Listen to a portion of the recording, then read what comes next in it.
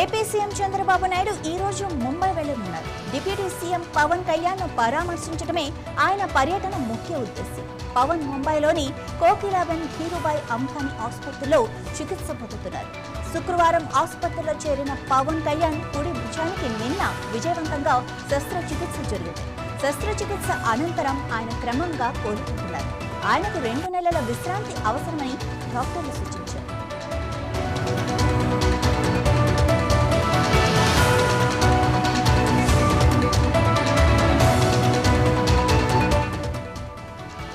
కోకిలాబెన్ ధీరుభాయ్ అంబానీ ఆసుపత్రిలో పవన్ కళ్యాణ్ కి శస్త్రచికిత్స జరిగింది. భుజానికి సంబంధించి ఇంకా 2 నెలల రెస్ట్ కూడా సూచించారు. ఇక ఇదే విషయానికి సంబంధించి మరింత సమాచారం మా ప్రతినిధి కృష్ణ అందిస్తారు. కృష్ణ, మరి ఈ శస్త్రచికిత్స గురించి మీ దగ్గర ఉన్న అప్డేట్స్ ఏంటి? పవన్ కళ్యాణ్ మాజీ డిప్యూటీ సీఎం పవన్ కళ్యాణ్ గత 2 రోజుల క్రితమే ముంబైలో ఉన్నటువంటి ధీరుభాయ్ అంబానీ కోకిలాబెన్ హాస్పిటల్లో అయితే శస్త్రచికిత్స అయితే జరిగినట్లుగా మనకి అర్థమవుతుంది.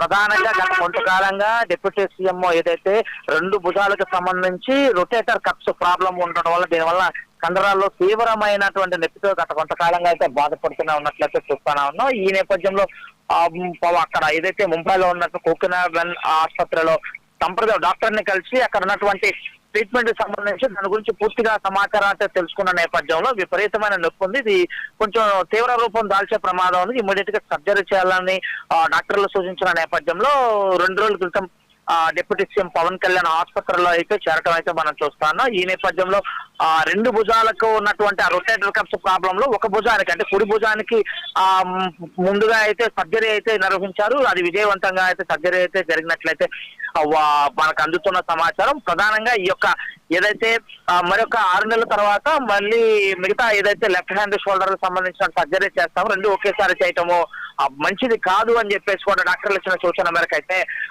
ఇప్పటికే సర్జరీ పూర్తయిన తర్వాత కోలుకుంటున్నారు. ఆ కోలుకుని ప్రస్తుతానికైతే హాస్పిటల్లో అతనికి చేసినటువంటి ఏదైతే డిప్యూటీ సీఎం చేసిన సర్జరీ విషయంలో అయితే సక్సెస్ఫుల్ గా అయిందని వైద్యులు చెప్తున్న పరిస్థితి కనిపిస్తుంది. ఈ నేపథ్యంలోనే ఈ రోజు మధ్యాహ్నం రాష్ట్ర ముఖ్యమంత్రి చంద్రబాబు నాయుడు కూడా పవన్ కళ్యాణ్ ని పరామర్శించడానికి అయితే ముంబై వెళ్తున్నట్లుగా మనకు ప్రధానంగా అర్థమవుతుంది. Thank you Krishna.